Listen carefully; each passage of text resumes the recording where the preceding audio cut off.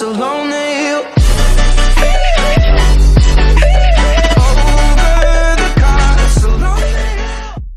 You are listening to the psychological, philosophical, detective, literary novel Crime and Punishment by Russian novel writer Dostoevsky. You will witness inner conflict of Raskolnikov, who thinks up and commits terrible offense.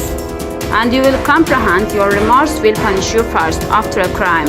She was a diminutive, withered-up old woman of 60 with sharp, malignant eyes and a sharp little nose. Her colorless, somewhat grizzled hair was thickly smeared with oil, and she wore no kerchief over it. Round her thin, long neck, which looked like a hen's leg, was knotted some sort of flannel rag, and in spite of the heat, there hung flapping on her shoulders. The old woman coughed and groaned at every instant. The young man must have looked at her with a rather peculiar expression, for a gleam of mistrust came into her eyes again. Raskolnikov, a student. I came here a month ago. The young man made haste to mutter with a half bow, remembering that he ought to be more polite. I remember, sir. I remember quite well your coming here, the old woman said distinctly, still keeping her inquiring eyes on his face. And here I am again, on the same errand, Raskolnikov continued, a little disconcerted and surprised at the old woman's mistrust. Perhaps she is always like that though, only I did not notice it the other time, he thought with an uneasy feeling. The old woman paused, as though hesitating, then stepped on one side and pointing to the door of the room, she said, letting her visitor pass in front of her. Step in, sir. The little room into which the young man walked, with yellow paper on the walls, geraniums and muslin curtains in the windows, was brightly lighted up at that moment by the setting sun. So the sun will shine like this then too, flashed, as it were by chance, through Raskolnikov's mind. And with a rapid glance he scanned everything in the room, trying as far as possible to notice and remember its arrangement. But there was nothing special in the room. The furniture, all were old and of yellow wood, consisted of a sofa with a huge bent wooden back, an oval table in front of the sofa, a dressing table with a looking glass fixed on it between the windows, chairs along the walls, and 2 or 3 half-penny prints in yellow frames, representing German damsels with birds in their hands. That was all. In the corner a light was burning. Everything was very clean. The floor and the furniture were brightly polished. Everything shone. Lizaveta's work, thought the young man. There was not a sack of dust to be seen in the whole flat. Raskolnikov thought again, and he stole a curious glance at the garden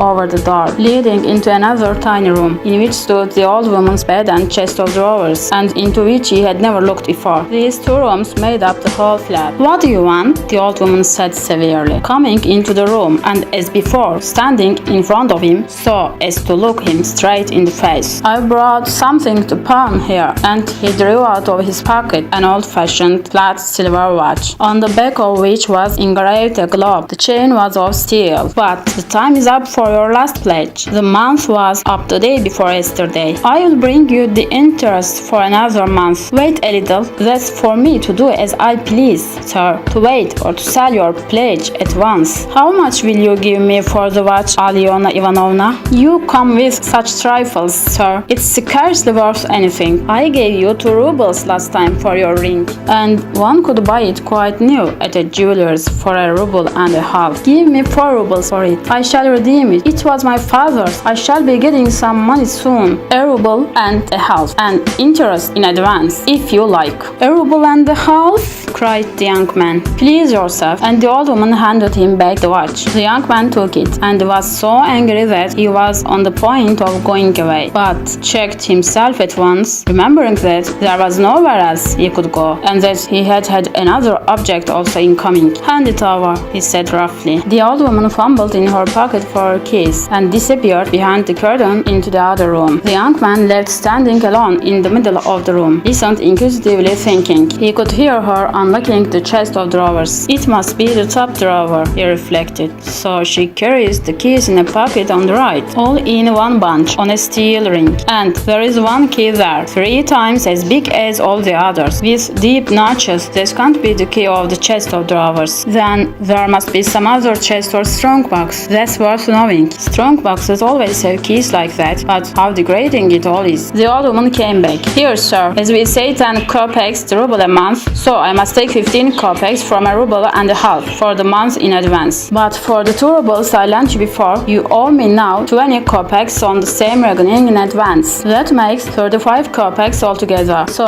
I must give you a ruble and 15 kopecks for the watch. Here it is. What? Only a ruble and 15 kopecks now? Just so. The young man did not dispute it and took the money. He looked at the old woman and was in no hurry to get away, as though there was still something he wanted to say or to do, but he did not himself quite know what. I may be bringing you something else in a day or two, Alyona Ivanovna. A valuable thing. Silver. A cigarette box. As soon as I get it back from a friend. He broke off in confusion. Well, we will talk about it then, sir. Goodbye. Are you always at home alone? Your sister is not here with you? He asked her as casually as possible as he went out into the passage. What business is she of yours, sir? Nothing particular. I simply ask. Good day, Alyona Ivanovna. Raskolnikov went out in complete confusion. This confusion became more and more intense. As he went down the stairs, he even stopped short 2 or 3 times. When he was in the street, he cried out, "Oh God, how loathsome it all is! And can I possibly? No, it's nonsense. It's rubbish," he added resolutely. And how could such an atrocious thing come into my head? What filthy things my heart is capable of. Yes, filthy above all. Disgusting. Loathsome. And for a whole month I've been, but no words, no exclamations could express his agitation. The feeling of intense repulsion which had begun to oppress and torture his heart while he was on his way to the old woman had by now reached such a pitch and had taken such a definite form that he did not know what to do with himself to escape from his wretchedness.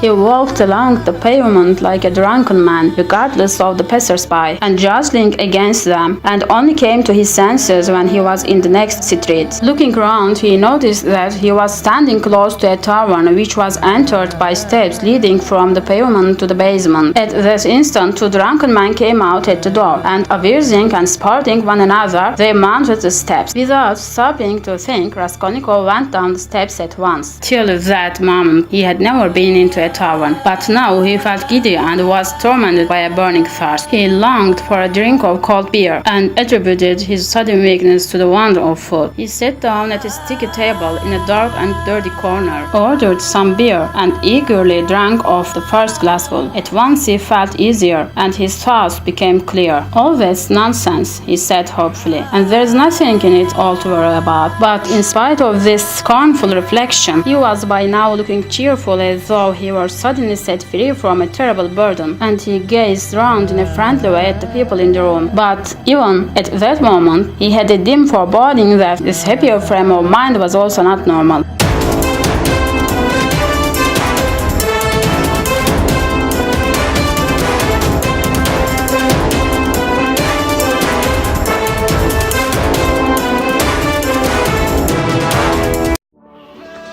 Thank you for listening. If you enjoyed the video, give it a thumbs up, subscribe to the channel, tap the subscribe button, and to be aware of new videos, tap the bell.